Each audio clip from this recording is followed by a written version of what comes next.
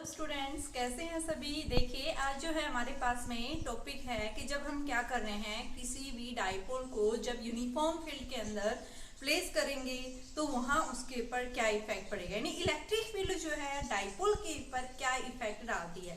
अब तक जो हमने पढ़ा है, अगर हम क्या देखते हैं कि डाइपोल के कारण उसकी एक्सियल, उसकी इक्वेटोरियल या फिर एट एनी पॉइंट के ऊपर इलेक्ट्रिक फील्ड इंटेंसिटी निकालने का हमने फॉर्मूला पढ़ा था। अभी जो हमारे पास में नेक्स्ट है कि आपके पास में जब भी भाई आप क्या कर रहे हैं, एक डाइपोल को यूनिफॉर्म फील्ड के अंदर प्लेस किया है तो क्या इफेक्ट पड़ेगा। तो यहाँ बता रहा है टॉर्क आएगा इसके अंदर। देखो हम टॉर्क खुद देखेंगे, टॉर्क कैसे।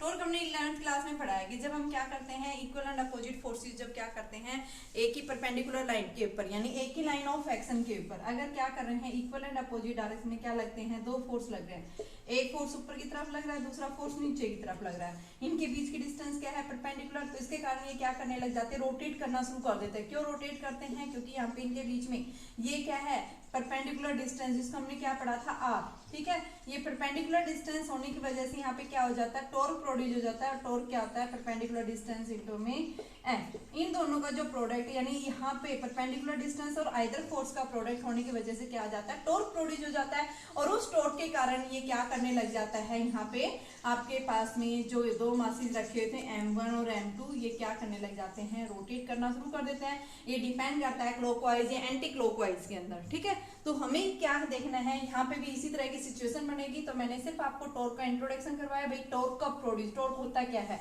टॉर्क आप क्या बताएंगे कि आपके पास में एक ही लाइन ऑफ एक्शन के ऊपर अगर इक्वल एंड अपोजिट डायरेक्शन में क्या लग रहे हैं, दो फोर्सेज लग रहे हैं, तो उस परपेंडिकुलर डिस्टेंस के ऊपर अगर दो फोर्सेज लग रहे हैं तो वहां पे क्या प्रोड्यूस हो जाता है, एक जो है मोमेंट ऑफ कपल फॉर्म हो जाता है। एक आपके पास में क्या फॉर्म हो जाता है, कपल फॉर्म हो जाता है। एक मोमेंट ऑफ फोर्स प्रोड्यूस हो जाता है, एक टॉर्क प्रोड्यूस हो जाता है। और उस टॉर्क के कारण वो जो है पार्टिकल्स, यानी कि वो क्या करने लग जाती है, रोटेट करना शुरू कर देती है। वो डिपेंड करता है कि भाई रोटेट कर रही है क्लॉकवाइज में, एंटी क्लॉकवाइज में।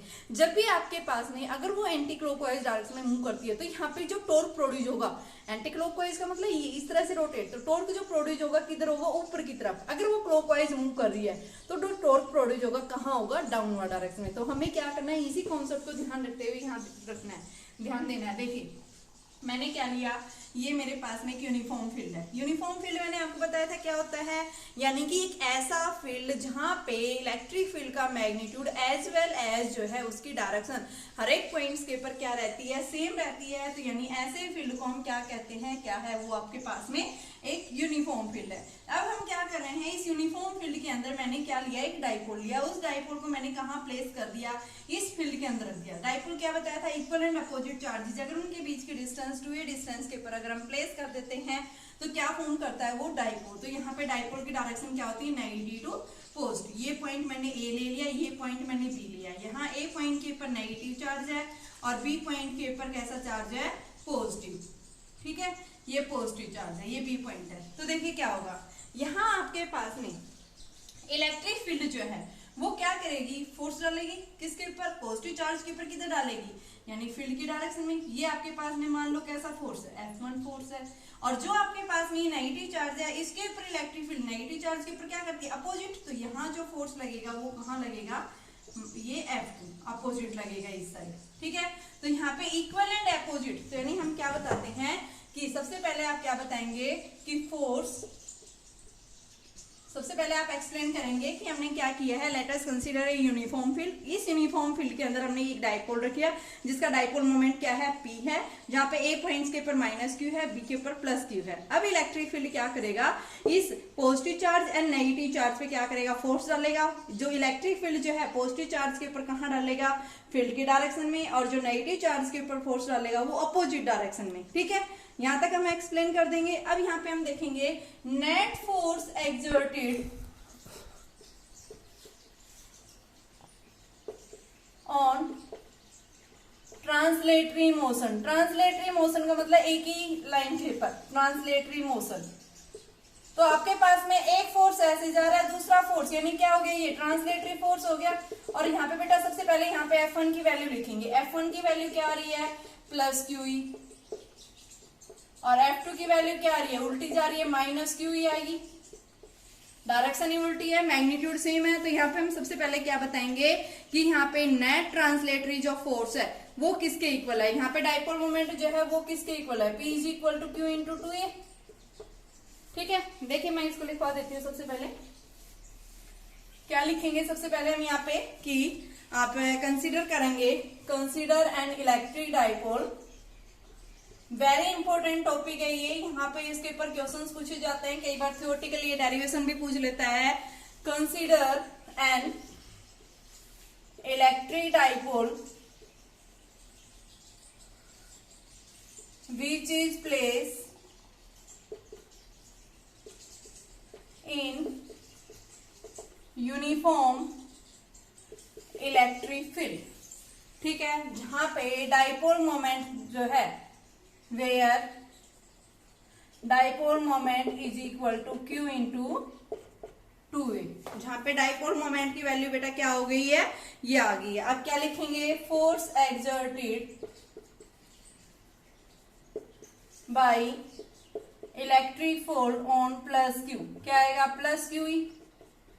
अब लिखोगे force exerted by electric field, ठीक है, ऑन माइनस क्यू ही आ गया। Now net force on translatory motion, यानी जब स्ट्रेट लाइन के अलॉन्ग मूव कर रही है तो क्यू ई, यहाँ पे F1 माइनस F2, क्योंकि जिधर फील्ड की डायरेक्शन है वहां पे फोर्स ज्यादा है, यहाँ क्या है, वीक है। वैसे तो एक बराबर है, यूनिफॉर्म फील्ड में दोनों पे फोर्स क्या होगा, सेम होगा। ठीक है, अगर आपका नॉन यूनिफॉर्म फील्ड होता है उस केस में क्या हो जाता है, फोर्स की वैल्यू चेंज हो जाती है। लेकिन जब आपके पास में फील्ड कैसा है, यूनिफॉर्म है, तो इस पॉइंट के ऊपर भी फोर्स बराबर आएगा और बेटा इधर भी बराबर आएगा। तो यहाँ पे हम क्या लिखेंगे, F1 माइनस, आप F2 माइनस F1 ले लो, चाहे F1 माइनस F2 ले लो, तो क्या आएगा, Q E minus Q E, क्या हो गया, नेट फोर्स 0 आ गया। ठीक है, अब हम यहाँ पे क्या बताएंगे, तो नेट ट्रांसलेटरी फोर्स क्या लिखेंगे, net, so net translatory force on dipole is 0। Net translatory force अपने क्या हो गया, 0 हो गया। बट हमने क्या पढ़ा है, two equal and opposite, but two equal and opposite force are acts on a line of action. एक लाइन ऑफ एक्शन यानी ये हो गई आपके पास में इनके बीच की, ये हमने एक परपेंडिकुलर ड्रॉ कर दिया, ये हमने एक परपेंडिकुलर, इसके साथ में ये डाइपोल ने क्या एंगल बनाया, थीटा बनाया। ठीक है, आपके पास में ये परपेंडिकुलर डाल दिया मैंने यहां से, और इस पॉइंट को मैंने सी ले लिया, ये आपके पास 90 डिग्री का एंगल बना रहा है। ठीक है, डाइपोल ने इस लाइन के साथ में एंगल क्या बनाया है, थीटा एंगल बनाया है। ठीक है, तो क्या बताएंगे यहाँ पे कि equal and opposite force exert हो रहे हैं on a line of action, एक परपेंडिकुलर डिस्टेंस के ऊपर, यानी कि ये हो गया। ठीक है, आपके पास में इस परपेंडिकुलर डिस्टेंस के ऊपर एक इधर फोर्स लग रहा है, दूसरा इसी के ऊपर लग रहा है। इक्वल एंड अपोजिट फोर्स होने की वजह से यहाँ क्या हो जाएगा बेटा, एक कपल विल बी फॉर्म। ठीक है, कपल जो है यहाँ पे क्या हो जाएगा, फॉर्म हो जाएगा, एंड एक्सर्ट्स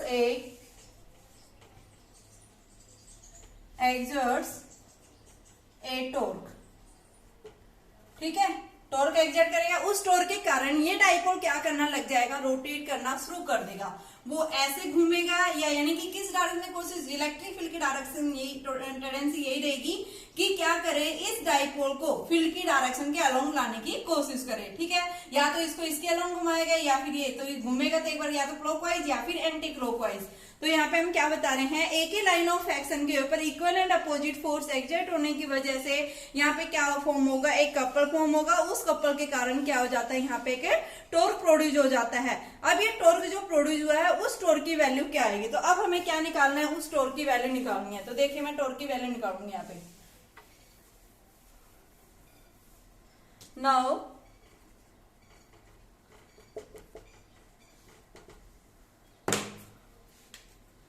नाउ टॉर्क क्या होता है, परपेंडिकुलर डिस्टेंस इनटू में एफ आप कोई भी ले सकते हो। तो परपेंडिकुलर डिस्टेंस कैसे निकलेगी, आपके पास ये ट्राइंगल बन रही है एबीसी, इस ट्राइंगल एबीसी के अंदर लिखो आप साइन थीटा क्या होता है, परपेंडिकुलर अपॉन में हाइपोटेनस, ठीक है। तो बीसी आपके पास में क्या आ गया, A B sine of theta, A B का मैग्नीट्यूड किसके इक्वल है, 2a के इक्वल है ये, तो यहाँ पे क्या लिख देंगे 2a साइन ऑफ थीटा। तो आपके पास में क्या आ जाएगा बेटा, ये टॉर्क जो प्रोड्यूस होगा उस टॉर्क की वैल्यू देखो क्या आ जाएगी, torque is equal to either force into perpendicular distance. ये लो, तो आपके पास में आइदर फोर्स यानी F1 ले लिया हमने, और परपेंडिकुलर डिस्टेंस क्या है 2a साइन थीटा, F1 की वैल्यू क्या है QE into 2a sine of theta, तो Q into 2a into E sine of theta, और हमने क्या पढ़ा है Q इंटू 2a क्या होता है, P होता है डाइपोल मोमेंट, तो PE साइन ऑफ थीटा आ गया ये। अब आपके पास में क्या है, A क्रॉस B पढ़ा है आपने 11th क्लास में, क्रॉस प्रोडक्ट पढ़ा है, A क्रॉस B क्या होता है, A cross B is equal to A B sine of theta, और साथ में सी कैप क्या देता है, डायरेक्शन। तो यहाँ पे भी क्या आएगी इसकी डायरेक्शन के लिए मैं अभी बताऊंगी, देखो डायरेक्शन एन कैप लगा दिया है, एन कैप क्या देगा, डायरेक्शन देगा। तो हमारे पास में ये क्या है, टॉर्क आया। तो यहाँ पे क्या आया कि इस टॉर्क के कारण, यानी जब हमने इस डाइपोल को प्लेस किया है यूनिफॉर्म फील्ड के अंदर, तो फील्ड ने क्या किया, इस डाइपोल के पर फोर्स डाला, तो हम क्या बताएंगे, नेट ट्रांसलेटरी फोर्स क्या हो गया, 0 हो गया। यानी इस लाइन के ऊपर टोटल एक इधर लग रहा है, एक इधर हो रहा है, तो नेट फोर्स 0 हो गया, लेकिन दोनों के बीच में एक परपेंडिकुलर डिस्टेंस लग रही है। उस परपेंडिकुलर डिस्टेंस होने की वजह से इस पॉइंट के ऊपर फोर्स एक इधर लग रहा है, एक इधर लग रहा है, तो एक ही लाइन ऑफ एक्शन के ऊपर इक्वल एंड अपोजिट डायरेक्शन में फोर्स एक्सर्ट होने की वजह से क्या होगा, यहाँ पे एक डाइपोल मोमेंट एक्सर्ट यानी कि एक टॉर्क एक्सर्ट हो जाएगा, एक कपल एक्सर्ट हो जाएगा। उस कपल यानी वो जो टॉर्क है वो क्या करेगा, इस डाइपोल को रोटेट कराएगा। उसकी टेंडेंसी क्या रहेगी कि इस जो है यानी कि डाइपोल को इलेक्ट्रिक फील्ड के डायरेक्शन के अलोंग लाई करे, ठीक है। तो यहाँ पे हमारे पास में क्या लिख सकते हैं, torque is equal to P cross E, ठीक है बेटा। तो ये देखिए एक बार, अगर आपके पास में ये डाइपोल क्या कर रहा है, देखिए अगर ये इस तरह से किधर घूम रहा है, ये हमारे पास में इलेक्ट्रिक फील्ड था, यूनिफॉर्म था, ये हमारा P है। अगर ये क्या कर रहे हैं, एंटी क्लॉकवाइज डायरेक्शन में मूव कर रहा है, तो अभी मैंने बताया था टॉर्क कैसा होगा, ऊपर की तरफ, परपेंडिकुलर नहीं कह सकते हम, इस तरह से दिखाएंगे। ये क्या होगा टॉर्क, और ये टॉर्क कैसा होगा, पॉजिटिव, ठीक है। तो यहाँ पे आप डायरेक्शन अगर एंटी क्लॉकवाइज दिखा रहे हैं तो टॉर्क की डायरेक्शन क्या होगी, अपवर्ड होगी। लेकिन अगर ये क्या कर रहा है, इलेक्ट्रिक फील्ड ऐसे है, डाइपोल आपका इधर नीचे की तरफ क्लॉकवाइज डायरेक्शन में, तो इस टॉर्क की वैल्यू क्या होगी, डायरेक्शन आपके पास में डाउनवर्ड होगी, ठीक है। यहाँ पे आप डाउनवर्ड और यहाँ पे आप अपवर्ड, अब ये डिपेंड करता है कि भाई आप किस तरफ इसको घुमा रहे हैं। तो ये डायरेक्शन ध्यान रखना, अगर आप क्या एंटी क्लॉकवाइज तो डायरेक्शन आप अपवर्ड लिख देंगे, अगर क्या है ये क्लॉकवाइज जा रहा है तो ये डाउनवर्ड। तो ये इसकी टेंडेंसी रहेगी कि इस इलेक्ट्रिक फील्ड इस डाइपोल को यूनिफॉर्म फील्ड के डायरेक्शन के अलोंग क्या करेगा, इसको रोटेट कराएगा, ठीक है। और यहाँ पे हमारे पास में इस टॉर्क की वैल्यू जो आती है वो किसके इक्वल आ जाती है, P क्रॉस E के इक्वल आ जाती है। और इसकी इलेक्ट्रिक फील्ड की टेंडेंसी रहेगी कि ये क्या करे, डाइपोल जब तक घुमाता रहेगा जब तक इसकी डायरेक्शन इलेक्ट्रिक फील्ड की डायरेक्शन के इक्वल नहीं आ जाती। तो यहाँ पे क्या होता है, इतना टॉर्क जो है प्रोड्यूस होता है। यही पूछा था आपके पास में कि what will be the torque on a dipole in uniform field. जब आपने डाइपोल को यूनिफॉर्म फील्ड के अंदर रखा है तो वहां पे टॉर्क कितना प्रोड्यूस होगा। तो ये हमारे पास में टॉर्क की वैल्यू क्या आ गई, P क्रॉस E। तो ये वेरी इंपॉर्टेंट फॉर्मूला है। अभी हम इसके केस पढ़ेंगे, देखिए अगर हम इस डाइपोल को यहाँ से रिलीज कर देते हैं, छोड़ देते हैं, तो ये क्या करेगा, डाइपोल इलेक्ट्रिक फील्ड इस डाइपोल को इलेक्ट्रिक फील्ड की डायरेक्शन के अलोंग लेके आएगा, तो थीटा वहां पे क्या हो जाता है, 0 हो जाता है। जब क्या हो जाता है बेटा, P जो है P इज अलोंग या P is parallel to E। जैसे ही आपने डाइपोल को क्या किया है, रिलीज किया है, डाइपोल रिलीज, तो यानी कि वो क्या हो जाएगा, इलेक्ट्रिक फील्ड की डायरेक्शन के अलोंग आ जाएगा। तो इलेक्ट्रिक फील्ड की डायरेक्शन के अलोंग आएगा, थीटा क्या हो जाएगा, 0 हो जाएगा, ठीक है। तो टॉर्क वहां कितना आएगा, PE साइन ऑफ थीटा, ठीक है। मैग्नीट्यूड लेते जब हम साइन थीटा लगाते हैं तो ये क्या आ गया 0, तो यानी क्या बताएंगे ये क्या है स्टेबल इक्विलिब्रियम। जब नेट फोर्स 0 आ जाता है उसको हम क्या बोलते हैं स्टेबल इक्विलिब्रियम। सेकंड है, अगर आपके पास में जैसे ही आपने क्या किया डाइपोल को रिलीज किया, लेकिन डाइपोल जो है वो क्या है इलेक्ट्रिक फील्ड के एंटी पैरेलल है, यानी कि if P is anti parallel to E, तो P और E के बीच में थीटा क्या हो गया 180 डिग्री का, कि आपका P तो इधर है इलेक्ट्रिक फील्ड और P इधर है, P और E एक दूसरे के अपोजिट हो गए। ठीक है, तो उस केस में आपके पास क्या आएगा, यानी torque is equal to PE sin 180। ठीक है, तो यहाँ पे sin 180 की वैल्यू जो है हम क्या बताते हैं आपके पास में, यानी कि जब ये क्या है उसके एंटी पैरेलल है अपोजिट डायरेक्शन में जा रहा है तो आपके पास में क्या वैल्यू आ जाएगी माइनस, तो यानी कि हम क्या लिखते हैं माइनस, तो यानी कि अनस्टेबल इक्विलिब्रियम है ये। ठीक है भाई, नेक्स्ट आता है हमारे पास में अगर P जो है E के परपेंडिकुलर है उस केस में क्या आएगा, when P is perpendicular to E, तो टॉर्क क्या आ जाएगा PE sin of 90, थीटा 90 हो गया और थीटा 90 आएगा तो क्या आएगा PE sin 90 की वैल्यू 1, तो टॉर्क जो है वो क्या आएगा मैक्सिमम। तो मैक्सिमम टॉर्क कब मिलता है जब P और E क्या होंगे एक दूसरे के परपेंडिकुलर होंगे, तो उस केस में हमें मैक्सिमम टॉर्क मिलेगा। ठीक है, तो ये तो बात कर रहे थे हम जब हमने इसको कहाँ रखा है यूनिफॉर्म फील्ड के अंदर हमने डाइपोल को प्लेस किया है, उस केस में हमारे पास में टॉर्क की वैल्यू आई है। लेकिन अगर हम इसको कहाँ प्लेस करें नॉन यूनिफॉर्म फील्ड के अंदर बेटा इसको प्लेस करेंगे तो उस केस में हमारे पास में क्या इफेक्ट पड़ेगा डाइपोल के ऊपर। ठीक है, तो ये देखना है। देखिए अभी सेकंड केस आता है कि जब आपने डाइपोल को कहाँ रखा है नॉन यूनिफॉर्म फील्ड के अंदर। इसके पर कई बार एमसीक्यूज क्वेश्चन में पूछा जाता है कि जैसे आप डाइपोल को कहाँ रखेंगे नॉन यूनिफॉर्म फील्ड के अंदर रखेंगे तो क्या वहां पे टॉर्क और जो फोर्स है उसके ऊपर क्या इफेक्ट पड़ेगा। तो आप क्या पढ़ा था आपने पीछे जब हमने एक डाइपोल को यूनिफॉर्म फील्ड में रख रहे थे तो वहां पे नेट फोर्स क्या हो गया था 0 हो गया था, बट टॉर्क जो है वो 0 के इक्वल नहीं था, वहां पे हमने देखा था। अभी नेक्स्ट आता है जब आप नॉन यूनिफॉर्म फील्ड के अंदर रख रहे हैं तो यहाँ पे ना तो फोर्स 0 होगा, ठीक है, और ना ही टॉर्क आपका 0 होगा। ठीक है, यहाँ पे हम क्या बताएंगे फोर्स कभी 0 नहीं होता। तो देखिए आपके पास फोर्स क्या आ जाएगा।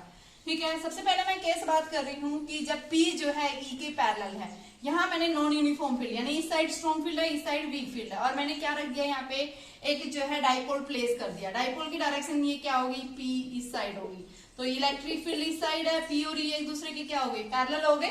ठीक है, अब ये क्या करेगा देखो ये वाला चार्ज जो है स्ट्रॉन्ग फील्ड की साइड रखा है, ये वाला चार्ज वीक फील्ड की साइड रखा है, तो फील्ड क्या करेगा इस चार्ज के ऊपर फोर्स डालेगा और ये फोर्स किधर डालेगा इस साइड डालेगा, क्या आएगा ये प्लस QE। ठीक है, अब ये चार्ज है वीक फील्ड में रखा है तो यानी ये जो है क्या करेगा इसके ऊपर ये क्या करेगा स्ट्रॉन्ग फील्ड इसके ऊपर लार्जर फोर्स लगाएगा। क्यों? क्योंकि स्ट्रॉन्ग फील्ड में रखा हुआ है, स्ट्रॉन्ग फील्ड में रखा हुआ है तो ये क्या करेगा फील्ड इसके ऊपर एक स्ट्रॉन्ग फोर्स एक्सर्ट करेगा। ठीक है, तो यहाँ क्या बताएंगे strong force will B exerted, but ये लो फील्ड में वीक फील्ड में रखा हुआ है तो यहाँ पे जो है फोर्स लगेगा क्या लगेगा माइनस QE। ठीक है, ये F1 की F2 की वैल्यू आ गई अपोजिट डायरेक्शन में और ये वीक फील्ड में है तो क्या आपके पास में लेस फोर्स है। ठीक है, अब ये क्या करेगा स्ट्रॉन्ग फील्ड के अंदर आपके पास चार्ज प्लस Q है तो यहाँ पे फोर्स क्या है ज्यादा है, यहाँ फोर्स क्या हो गया कम हो गया, तो नेट फोर्स जो आएगा वो किसके इक्वल आएगा ज्यादा वाले में से क्या कर देंगे घटा देंगे।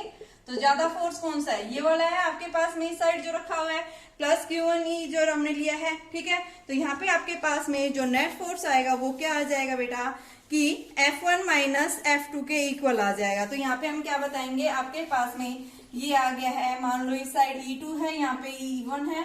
ठीक है, तो ये मैंने लिख दिया Q E2 minus E1 minus E2।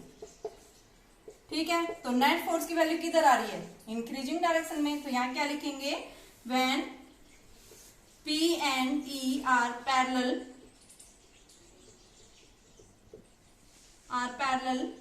then net force exerted in the increasing field net force directed in the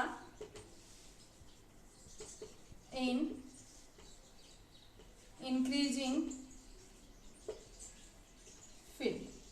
ठीक है, जिस साइड फील्ड की डायरेक्शन होगी उस साइड हमें क्या मिलेगा, ज्यादा फोर्स मिलेगा। तो क्या आ जाएगा, F is equal to Q into E1 minus E2 के इक्वल आएगा। तो हमारे पास में ये वैल्यू क्या आ गई है, नेट फोर्स आ गया, जिसकी वैल्यू क्या है, ये वैल्यू है।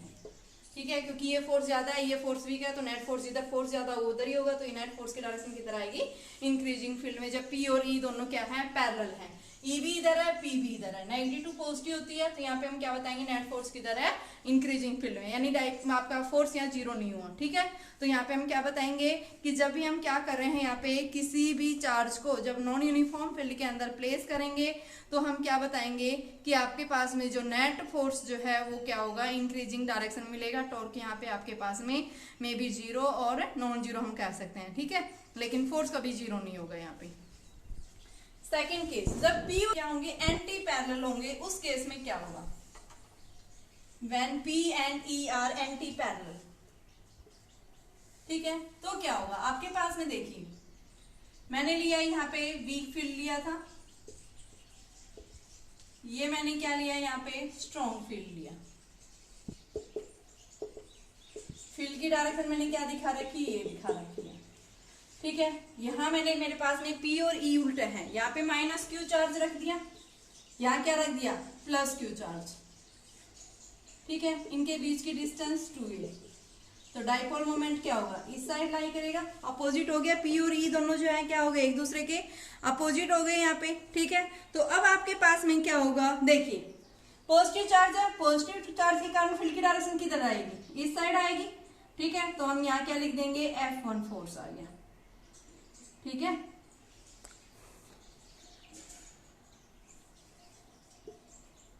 तो यहाँ इसके कारण जो है क्या है, ये F1 फोर्स। अब ये कैसा है आपका नेगेटिव, ये इलेक्ट्रिक फील्ड से अपोजिट डायरेक्शन, ये किधर डालेगा, F2। अब आपका फील्ड ये इधर ज्यादा है, तो यहाँ पे आपके पास क्या आएगा, यानी नेट फोर्स जो है वो क्या हो गया आपके पास में, यानी कि F इज इक्वल टू, ये जो आपके पास में नेगेटिव चार्ज रखा है ये किधर जा रहा है, वीक फील्ड की तरफ फोर्स डाल रहा है, यानी F2 की वैल्यू आपके पास आ रही है। ठीक है, तो यहाँ से आपके पास ये किधर जा रहा है, स्ट्रॉन्गर फील्ड में, तो नेट फोर्स किधर मिलेगा, F1 माइनस F2 मिलेगा, क्योंकि स्ट्रॉन्गर फोर्स की तरफ लग रहा है, ये स्ट्रॉन्गर फील्ड की तरफ फोर्स लग रहा है। तो यहाँ क्या आ गया, F1, यहाँ क्या आ गया, F2। तो आप क्या बताएंगे कि आपके पास में when P and E are anti parallel, when P and E are anti parallel. देखिए बेटा, यहाँ मैंने क्या बताया कि आपके पास में एक साइड कैसा चार्ज है, पॉजिटिव चार्ज है, एक साइड कैसा है, नेगेटिव चार्ज है। आपके पास में प्लस क्यू चार्ज जो है, इधर देखिए एक बार ध्यान से, ये प्लस क्यू चार्ज जो है किधर रखा हुआ है, वीक फील्ड में। तो वीक फील्ड में रखा है, यानी कैसा होगा, लेस फोर्स हो गई। ठीक है, ये क्या होगा आपके पास में, लेस फोर्स डालेगा इसके ऊपर, क्योंकि वीक फील्ड में रखा हुआ है, वीक फील्ड होगा उस क्या करेगा, इसके ऊपर लेस फोर्स डालेगा। ये कहाँ रखा हुआ आपके पास में, स्ट्रॉन्ग फील्ड में, तो इसके ऊपर फोर्स क्या होगा, ज्यादा होगा। तो नेट फोर्स आपके पास क्या आ जाएगा, F2 माइनस F1। ठीक है, तो आप क्या बताएंगे, जब ये एंटी पैरेलल होंगे तो आपका जो नेट फोर्स जो लग रहा है, when are anti parallel, then net force will be directed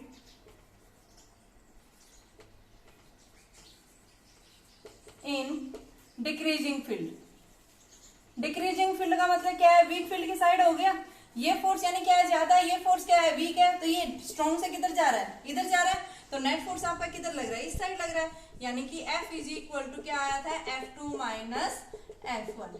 ठीक है, तो ये याद रखना कि जब आपने क्या रखा है, डाइपोल को कहाँ प्लेस किया है, नॉन यूनिफॉर्म फील्ड के अंदर प्लेस कर रहे हैं, तो आपके पास जब P और E जो है एक दूसरे के एंटी पैरेलल हैं, तो उस केस में आपके पास नेट फोर्स जो है वो कहाँ लगेगा, अपोजिट यानी डिक्रीजिंग फील्ड में। क्यों, क्योंकि ये जो फोर्स है वो आपके पास में क्या है, स्ट्रॉन्ग फील्ड में रखा है, तो इसके ऊपर फोर्स ज्यादा लगेगा, इसके ऊपर फोर्स कम लगेगा, लेस फोर्स हो गई। ठीक है, तो इस वजह से इसकी डायरेक्शन नेट फोर्स इधर जा रही है, नेट फोर्स की डायरेक्शन इस साइड आ रही है, उल्टी आ रही है, फील्ड की डायरेक्शन उस साइड है, तो ये क्या करेगा, फील्ड की वैल्यू स्ट्रॉन्ग से वीक की तरफ जा रही है, तो नेट फोर्स क्या हो जाएगा, डिक्रीज, यानी कि डिक्रीजिंग डायरेक्शन में फील्ड हमें फोर्स की डायरेक्शन मिलेगी।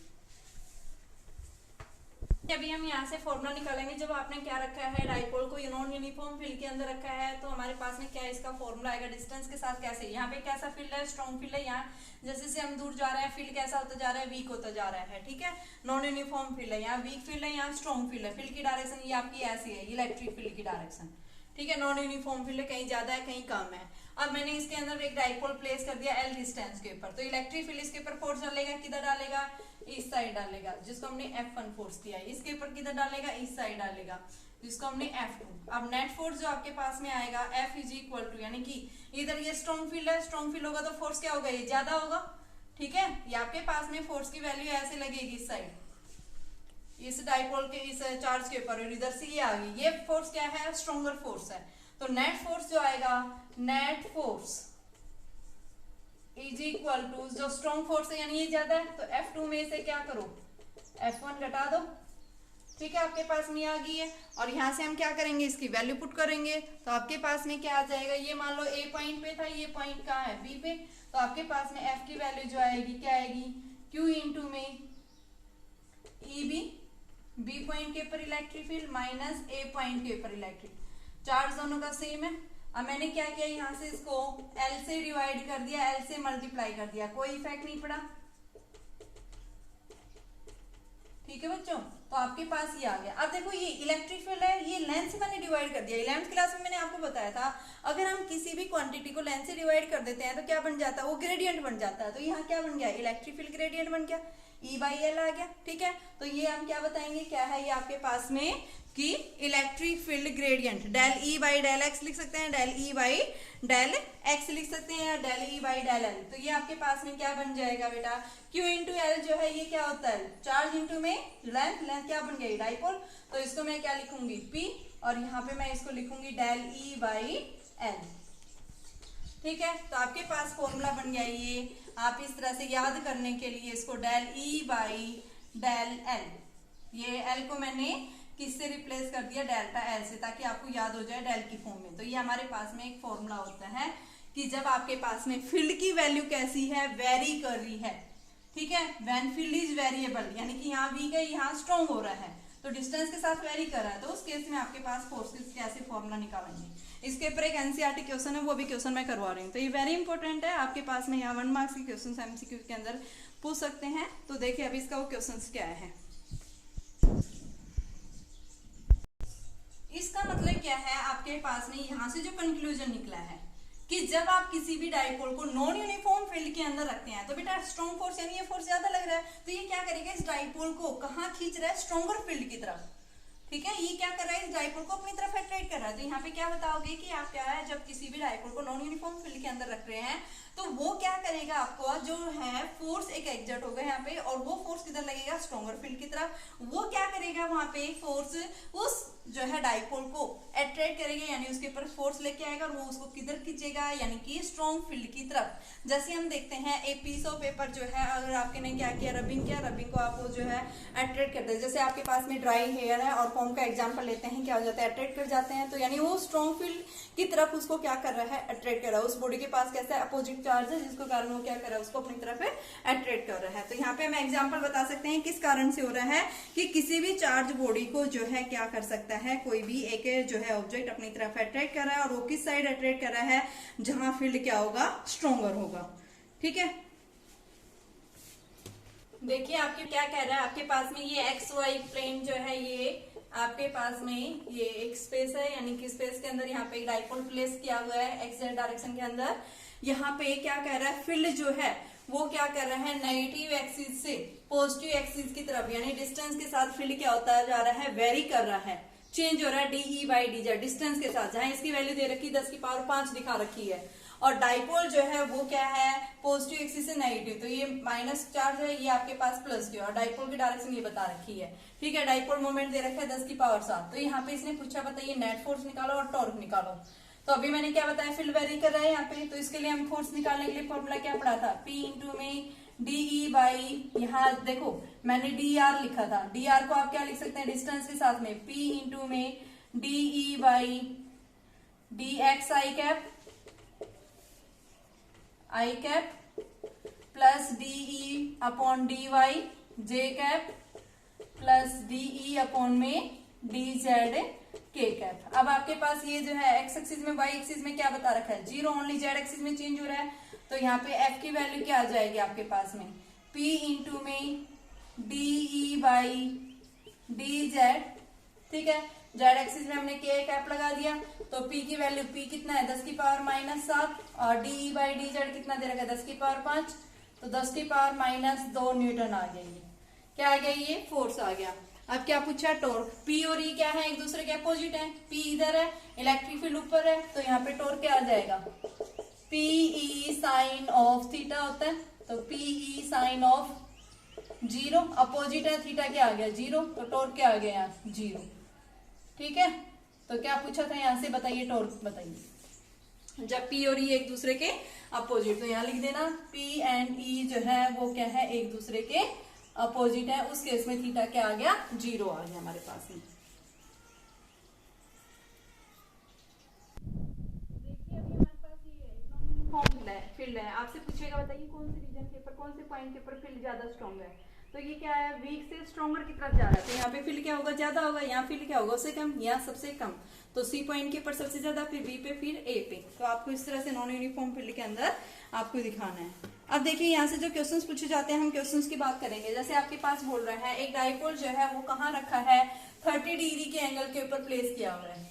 डाइपोल जो है 30 डिग्री के एंगल के ऊपर क्या किया हुआ है, प्लेस किया हुआ है यूनिफॉर्म फील्ड के अंदर, जहां फील्ड की वैल्यू बेटा 10 की पावर 4 न्यूटन कूलम्ब इनवर्स दे रखी है। और क्या दिया हुआ है, एक्सपीरियंस ए टॉर्क, एक टॉर्क एक्सपीरियंस कर रहा है, कितना है 9 गुना में 10 की पावर -26, इतना टॉर्क ये क्या कर रहा है, एक्सपीरियंस कर रहा है। न्यूटन मीटर इसकी यूनिट दे रखी है। Find the dipole moment, dipole moment पूछा है, बताइए। तो टॉर्क क्या पड़ा था, PE साइन ऑफ थीटा, तो यहां से आपके पास P पूछा है, P क्या आ जाएगा, टॉर्क अपॉन में E साइन थीटा। टॉर्क की वैल्यू कितनी है, 9 गुना 10 की पावर -26, E कितना है आपके पास 10 की पावर 4, और साइन 30। कर लेंगे हम सोल्व इसको, ठीक है। इलेक्ट्रिक फील्ड पूछा है, due to an electric dipole of length, length की वैल्यू दे रखी है उसकी 10 सेंटीमीटर, ठीक है। और जहां पे हैविंग चार्ज, चार्ज की वैल्यू जो है वो क्या है 1 माइक्रो कूलम्ब, और इक्वेटोरियल जहां पे रेडियस जो है वो कितनी है 12 सेंटीमीटर। यानी ये डाइपोल है, डाइपोल की यहाँ पे पॉइंट है इक्वेटोरियल पे, ये 12 दे रखी है, और ये डाइपोल्स के बीच की डिस्टेंस 10 है।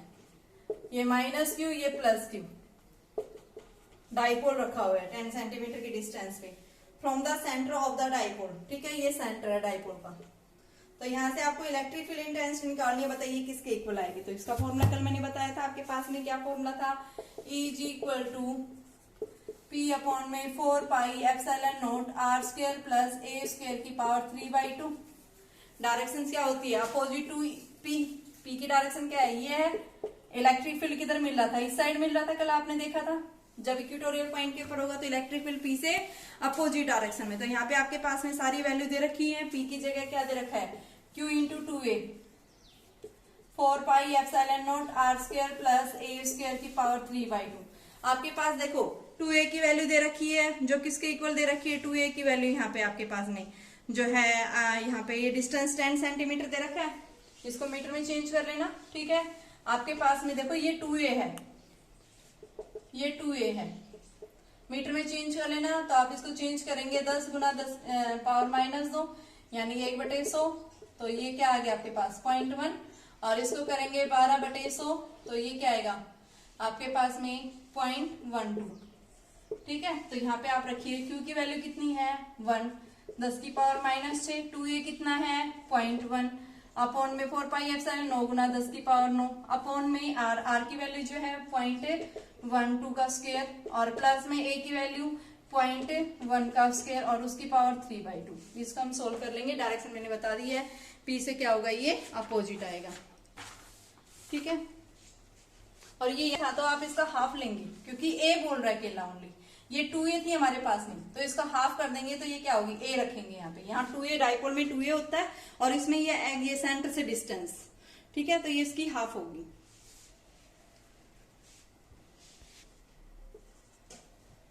देखिए बेटा, आपके पास क्वेश्चन है एक, आपके पास में दो चार्ज बोल है। फर्स्ट बोल है Q1 जिसका मास M1 है, चार्ज इस पे Q1 है, और ये इनिशियली जो है V वेलोसिटी से है, जब यूनिफॉर्म फील्ड आपके पास ही है, इनिशियल पोर्शन है। इसी तरह से दूसरी बोल है Q2 मास, Q2 इसका चार्ज है, मास M2 है, इनिशियल वेलोसिटी V है, ये भी फील्ड के अंदर। अब ये क्या कह रहा है कि फील्ड की डायरेक्शन क्या होगी, ये रोटेट कर गया फील्ड के कारण, तो आपके पास में इसकी वेलोसिटी जो पहले V थी फर्स्ट पार्टिकल की, वो क्या होगी, V से V/2 होगी, पहले से हाफ रिड्यूज होगी है। पहले V थी, अब कितनी होगी V2, और एंगल कितने एंगल से रोटेट कर गया, 60 डिग्री से।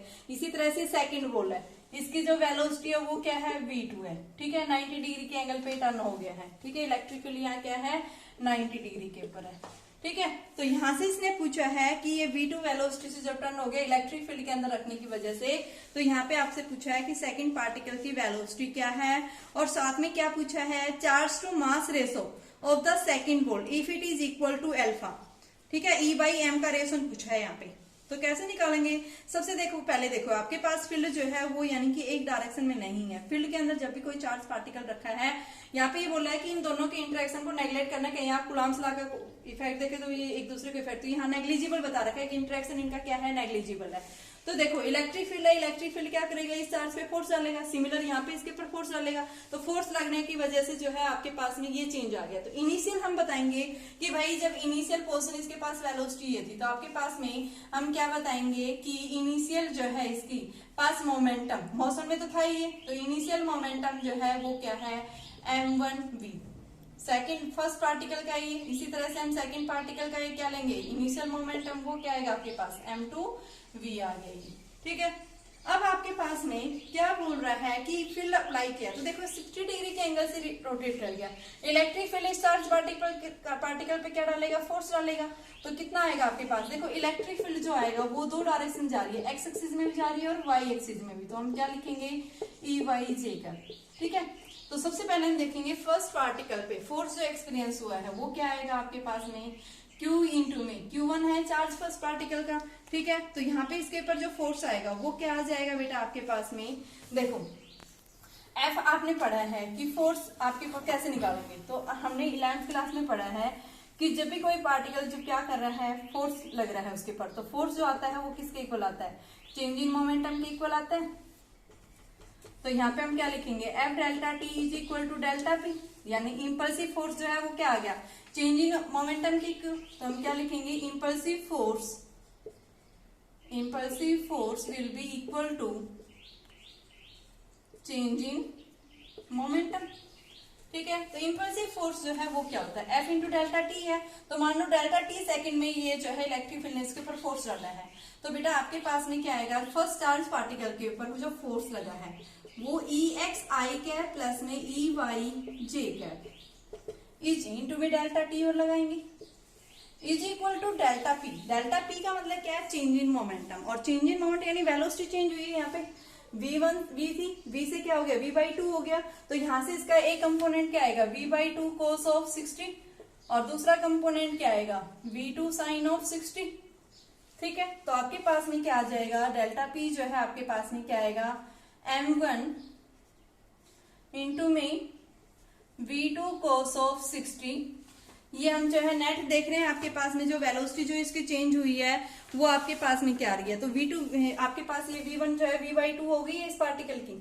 cos 60 I कैप, ये तो कौन सी डायरेक्शन में, एक्स एक्सिस में, इसीलिए इसी तरह से हम कहाँ लेंगे, Y एक्सिस में, तो आपके पास में V/2 sin 60 I कैप, और माइनस इनिशियल क्या था, M1V1, ठीक है, V1 की जगह V दिया हुआ था, तो ये हमने पुट कर दिया, आपके पास इक्वेशन फर्स्ट आ गई।